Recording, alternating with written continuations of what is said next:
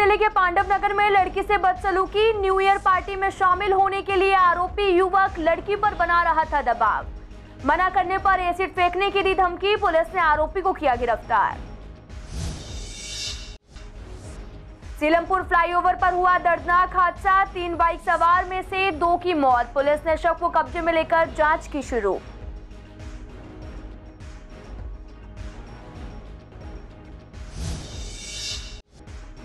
यमुना पार के सरकारी अस्पतालों में वैक्सीन की कमी। रोजाना केवल 20 लोगों को ही लग पाती है वैक्सीन। डॉक्टर ग्लैडविन त्यागी का कहना, लोगों को वैक्सीन लगना संभव नहीं हो पा रहा।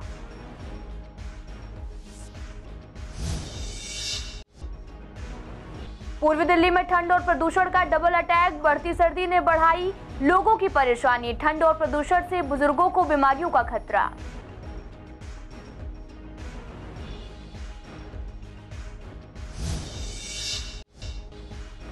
मेयर चुनाव की तैयारियां हुई पूरी। 6 जनवरी को होगी सदन की पहली मीटिंग। स्टेप बाय स्टेप होगा मेयर का चुनाव।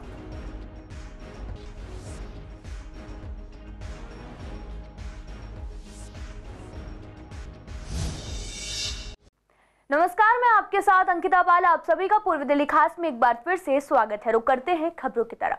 कंझावला में हुई दिल दहला देने वाली दरिंदगी ने पूरे देश को हिलाकर रख दिया है। वहीं इस घटना के बाद पुलिस पर भी कई सवाल खड़े हो रहे हैं। इस बीच कंझावला जैसी ही घटना पूर्वी दिल्ली के पांडव नगर में भी देखने को मिली, लेकिन गनीमत ये रही कि युवती ने मौके से भागकर अपनी जान बचा ली। दरअसल पांडव नगर इलाके में सरेराह दोपहर में 19 साल की युवती को एक युवक ने गाड़ी में बैठने के लिए कहा। लड़की ने विरोध किया तो उसे खींचकर गाड़ी में डालने की कोशिश की। इतना ही नहीं बल्कि विरोध करने पर युवती पर तेजाब फेंकने की भी कोशिश की गई, जिसके बाद पीड़िता ने पांडव नगर पुलिस स्टेशन में शिकायत दर्ज करवाई, जिसमें आरोप लगाया गया कि 27 साल का आरोपी ने अपने पड़ोस में रहने वाली 19 साल की लड़की को धमकी दी थी, अगर वो उससे शादी नहीं करती तो वह तेजाब फेंक देगा। जिसे पता चला कि आरोपी और पीड़िता एक दूसरे को जानते हैं। पुलिस ने मामले की छानबीन की और आरोपी को गिरफ्तार कर लिया। उत्तर पूर्वी दिल्ली के सीलमपुर फ्लाईओवर के पास देर रात बाइक पर सवार 3 युवक का एक्सीडेंट हो गया। तीनों को जीटीबी अस्पताल में भर्ती करवाया गया, जहां पर डॉक्टरों ने दोनों को मृत घोषित कर दिया। आपको बता दें कि विशाल की उम्र 25 साल है, रितिका की उम्र 18 साल की थी और इन दोनों को डॉक्टर ने मृत घोषित कर दिया है। वहीं तरुण का इलाज अभी चल रहा, उसकी हालत भी गंभीर बताई जा रही है और वेंटिलेटर सपोर्ट पर है। साथ ही आपको बता दें कि ये तीनों अपने घर से खाना खाने के लिए निकले थे, लेकिन तीनों एक भयानक हादसे का शिकार हो गए। फिलहाल पुलिस ने शव को कब्जे में लेकर जांच शुरू कर दी है। शव का पोस्टमार्टम कर परिजनों को सौंप दिया गया। घटना ये घर से निकले थे, इनकी मम्मी रोक रही थी, मना कर रही थी, पर यह लड़का माना नहीं और जिद करके निकल गया। हाँ, तो अब रात में भी ये नहीं पता क्या हुआ, कहाँ पे हुआ, कैसे हुआ। हाँ, ये 3 लोग थे, बाइक पर निकले थे। इनमें 2 एक्सपायर हो गए, एक की हालत गंभीर है। विशाल की उम्र थी 27 साल, मेरा भतीजा है।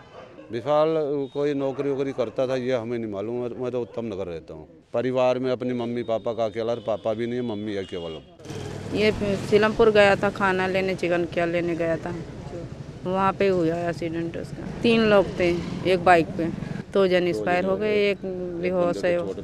ये जा रहे थे सीलमपुर सामान लेने। अब ये नहीं पता लौटते समय हुआ है इनके कि जाते समय हुआ है। मेरे दूसरे दोस्त ने मेरे को कॉल करके बताई है, 4 बजे करीब मेरे को बताई कि मेरे दोस्त ख़त्म हो चुका है। हम फिर सारे यार दोस्त हम सीधा आए भगे अस्पताल में, जीटीबी अस्पताल में। फिर जाके पता चले उनके घर वाले सारों को बुलाया, उन्होंने बॉडी तो दिखलाई नहीं हमारे को। तो जो लड़का था ना सीरियस वाला में, उसको देखा, उसकी आधे से उसके भी काट चोट लगी हुई है, सर में या मुंह से खून निकलता हुआ दिखता। ये लगभग मेरे को 3 बजे के आसपास पता चला जी। मुझे सूचित किया गया कि भाई ये एक्सीडेंट हो गया है, आप उन्हें जानते हैं। मैंने जी सर उनको जानता हूँ, तो ऐसे उनका एक्सीडेंट हो गया है, तो जीटीबी हॉस्पिटल आप आइए। तो मैं जीटीबी हॉस्पिटल पहुँचा। पहुँचने के बाद मुझे पूछा गया, इंक्वायरी की गई कि आप इन्हें जानते हो। मैंने कहा नहीं जानता हूँ। तो और भी थे और उनके साथ 2 लोग और भी हैं। मैंने कहा हाँ सर बिल्कुल थे, गए थे, 2-3 लोग गए थे तो बिल्कुल हैं। फिर जाके मैंने अंदर देखा तो 2 लोग तो मृत थे, एक की सांसें चल रही थी, तो डॉक्टर उसका ट्रीटमेंट कर रहे थे। एक का नाम है सर विशाल जी, और एक का नाम है रोहित। यमुना पार के सरकारी अस्पतालों में वैक्सीन की कमी देखने को मिल रही है, जिसका जायजा लेने के लिए हम यमुना पार के स्वामी दयानंद हॉस्पिटल पहुंचे। वहां के डॉक्टर ग्लैडविन त्यागी ने बताया कि यहां पहले तीनों वैक्सीन लग रही थी, लेकिन अब केवल बूस्टर डोज ही लग रहा है। साथ ही उन्होंने कहा कि वैक्सीन की कमी की वजह से हॉस्पिटल में रोजाना केवल 20 लोगों को ही इंजेक्शन लगता है। वैक्सीन की संख्या में काफी गिरावट आ रही, लेकिन लोगों की संख्या में इजाफा हुआ है। वैक्सीन ना होने के कारण सभी लोगों को वैक्सीन लगना संभव नहीं है। अभी 18 से ऊपर आयु के जो लोग हैं उनके लिए बूस्टर डोज लगाई जा रही है। हमारे पास तीनों तरीके की वैक्सीन्स थी पहले, कोविशील्ड, कोवैक्सीन और कोवावैक्स। दिल्ली सरकार से पिछले दिनों जब टीकाकरण काफ़ी कम रहा तो उसके बाद में डोजेज़ में थोड़ा सा कमी आ गई थी। तो उसके बाद में एक दिन, जिस दिन ये सरकार ने घोषणा की थी कि बूस्टर डोज सब ले लें, तो उसके बाद में केवल हमारे पास कोवैक्सीन ही आई है और अभी कोवैक्सीन जो है वो लग रही है। बिल्कुल, जो है चाइना का जो वहाँ की जो स्थिति है, उसके बाद में जब भारत सरकार थोड़ा सा एक्टिव हुई और मीडिया के में ये खबरें आने लगी कि कोविड काफ़ी फैल रहा है, तो उसके बाद में बूस्टर लेने वालों की संख्या में काफ़ी इजाफा हुआ है। जो सेकेंड वेव थी, क्योंकि वो अचानक से आई थी तो उस टाइम तैयारियां नहीं थी, लेकिन अभी क्या है कि जैसे ही जरा भी अंदेशा होता है तो गवर्नमेंट की तरफ से जैसे मॉक ड्रिल होती है, हमारे यहाँ पे भी मॉक ड्रिल हुई। उसके बाद में जो इंफ्रास्ट्रक्चर है उसको चीज़ें को लेके, जैसे ऑक्सीजन की अवेलेबिलिटी उस टाइम पे, बेड्स की अवेलेबिलिटी या बाकी सामान की अवेलेबिलिटी, हॉस्पिटल की तैयारी पूरी है। और हम इस स्थिति में है कि यदि कोविड आता है, हमारे अस्पताल को कोविड अस्पताल बनाया जाता है, तो 100 बेड हम इमीडिएटली दे पाएंगे। तो वहीं देश की राजधानी दिल्ली में कड़ाके की ठंड पड़ रही, पहाड़ों में बर्फबारी शुरू होने से दिल्ली में सर्दी का सितम देखने को मिल रहा। आपको बता दें कि राजधानी में न्यूनतम तापमान 4.4 डिग्री सेल्सियस दर्ज किया गया। आपको बता दें कि बढ़ती ठंड के साथ ही दिल्ली में प्रदूषण भी कम होने का नाम नहीं ले रहा। साथ ही इस बीच लोगों की परेशानियां भी लगातार बढ़ती जा रही। बच्चों से लेकर बुजुर्ग तक सभी मौसमी प्रकोप झेल। तो वहीं लोगों का काम भी ठप होता जा रहा, क्योंकि लोग इस ठंड और प्रदूषण से बचने के लिए घर से ही नहीं निकल रहे। 2-3 दिन से ठंड इतनी हो रही है कि सांस लेना भी मुश्किल हो रहा है। इतनी धुंध है, इतना प्रदूषण है। अब बुजुर्ग बेचारे क्या करें, कहाँ जाएं? ठंड इस टाइम बहुत ज़्यादा बढ़ रही है। हम तो सोचे कि ठंड इस बार नहीं बढ़ रही है। बाकी 2 तारीख से ठंड बढ़नी चालू हुई है। भले ही हालत ख़राब कर दी है। इस टाइम डिग्री जो है 8 डिग्री टेम्परेचर हो चुका है आज, और काम करना बहुत भारी पड़ रहा है। घर से बाहर निकलना भी बहुत ज़्यादा भारी पड़ता जा रहा है, और इससे जो है काम धंधे पे भी बहुत ज़्यादा असर पड़ रहा है।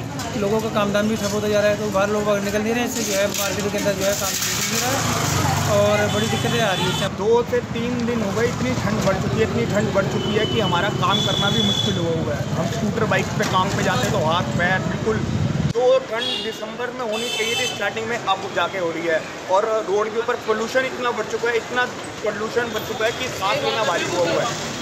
हम हेलमेट पहन के या कुछ भी निकलते तो हमारा पोल्यूशन नाक मुँह सब पे बहुत भारी हुआ है। पोल्यूशन में बस गवर्नमेंट सरकार से अपील है हमारी कि पोल्यूशन पे सख्त से सख्त देखा जाए कि पोल्यूशन कम से कम हो।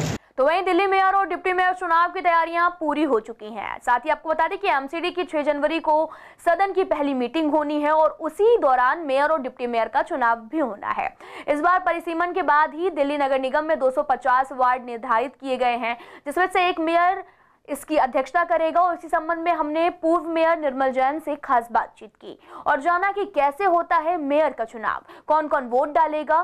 तो उन्होंने बताया कि स्टेप बाय स्टेप मेयर चुने जाते हैं। साथ ही उनको चुनने में भी न सिर्फ पार्षद बल्कि सांसद भी वोट करते हैं।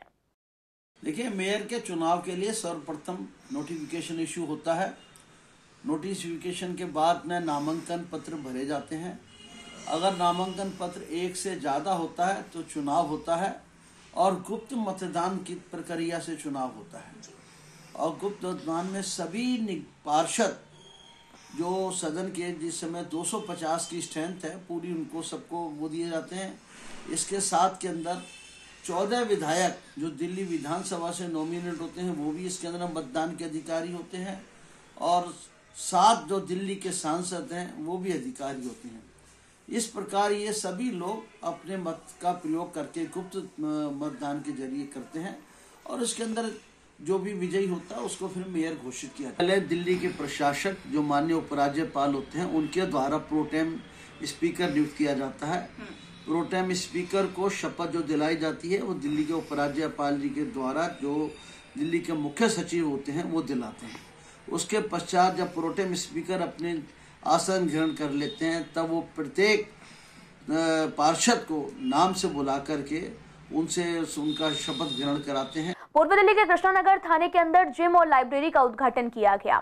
ज्वाइंट सीपी छाया शर्मा ने थाने के अंदर जिम और लाइब्रेरी का उद्घाटन किया और साथ ही बताया कि लोगों को थाने में नई सौगात मिली है, जिसमें लाइब्रेरी, जिम और कॉन्फ्रेंस हॉल दिया गया है। पुलिसकर्मी भी टाइम निकालकर यहां पर इनका इस्तेमाल कर सकते हैं। साथ ही इस खास बात में ये भी कहा कि पब्लिक के लिए भी इसका कोई चार्ज नहीं लगेगा, सबके लिए फ्री सुविधा दी जा रही है। कृष्णानगर थाने में ये mind and body centre SHO साहब और DCP साहब और ACP साहब के एफर्ट से खुला है।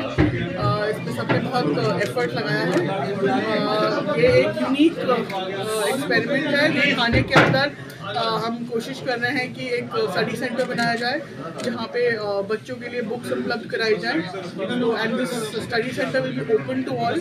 सिमिलरली एक जिम है जहाँ हमें पेमेंट देनी पड़ेगी। You have access to all gyming equipment. फिर हमारे जो अपने स्टाफ हैं उनके लिए भी इन हाउस जिम हो जाएगा। सो जिसको जब टाइम मिलेगा they can use this station. So उस तरह से एक माइंड एंड बॉडी सेंटर यहाँ पे खोलने का विचार जो इनके दिमाग में आया और जो इन सब के एफर्ट से ये बना है, जिसमें सब पब्लिक भी बड़ी खुश है और पार्टिसिपेट कर रही है। इससे अच्छी बात क्या हो सकती है। So it is an effort where we are trying to make sure that there is more police public participation. Usually तो होता है क्योंकि पुलिस थाने में इसलिए लोग नहीं आना चाहते, but I think general public के लिए भी खोल सकते हैं। Timings can be specified, should be no harm, absolutely. Supreme court में सिनेमा घरों के अंदर दर्शकों को मुफ्त शुद्ध पानी देने को कहा गया, जिसमें यहां फिल्म देखने वाले दर्शकों को दिक्कतें ना हो। सिनेमा हॉल मालिक दर्शकों को खुद का खाना और बेवरेज ले जाने के लिए रोक सकते हैं, लेकिन सिनेमा घरों के अंदर साफ पानी उन्हें मुफ्त में देना चाहिए। ऐसे में पूर्वी दिल्ली के लोगों का कहना है कि ये काफी अच्छा फैसला है, क्योंकि फिल्म के टिकट, उस पर खाने पीने का भी खर्चा रहता है, फिर पानी का चार्ज भी भरना पड़ता है, जेब पर भी भारी मार पड़ती है और साथ ही पानी भी खरीद कर पीना पड़ता है। अब जब हॉल के अंदर कुछ भी लेकर नहीं जा सकते, तो ऐसे में मुफ्त पानी देने का फैसला भी काफी अच्छा है। बहुत अच्छी बात है कि सिनेमा में पानी फ्री मिलेगा। पहले कॉस्टली मिलता था, हर चीज़ कॉस्टली मिलती थी। अब मैं चाहता हूँ कि अच्छी बात है कि फ्री मिले। नहीं सर, बिल्कुल होना चाहिए, खाना भी अलाउड होना चाहिए अंदर। ये कोर्ट का ऑर्डर बहुत अच्छा ऑर्डर है जो कोर्ट ने ऑर्डर दिया, क्योंकि पहले ना पानी बाहर से ले जाना बना था, ना खाने का सामान तो बिल्कुल नहीं ले जाना चाहिए, क्योंकि लोग वहाँ गंदगी फैलाएंगे। लेकिन लोग पानी जब लेते थे तो 10 या 20 रुपये की बोतल 50-60 रुपये में मिलती थी, जो काफ़ी महंगी थी। लेकिन जो कोर्ट का ये ऑर्डर है बहुत अच्छा ऑर्डर है और ऐसे ही ऑर्डर कोर्ट को लगातार देने चाहिए जो लोगों के फेवर में हो। तो वहीं उत्तर पूर्वी दिल्ली के वेलकम पुलिस ने ऑपरेशन अंकुश के तहत 2 लोगों को गिरफ्तार किया। आपको बता दें कि डीसीपी संजय कुमार सेन ने बताया कि इलाके में कई चोरी की घटनाएं बढ़ती जा रही। उसके बाद 2 तारीख को भी पुलिस को सूचना मिली थी कि आरोपी इलाके में आ रहे, तभी पुलिस ने जाल बिछाया और मुखबिर की निशानदेही पर जाफराबाद मेट्रो स्टेशन के पास मुश्ताक नाम के व्यक्ति को पकड़ा है। आपको बता दें कि पूछताछ में आरोपी ने अपना गुनाह भी कबूल किया है।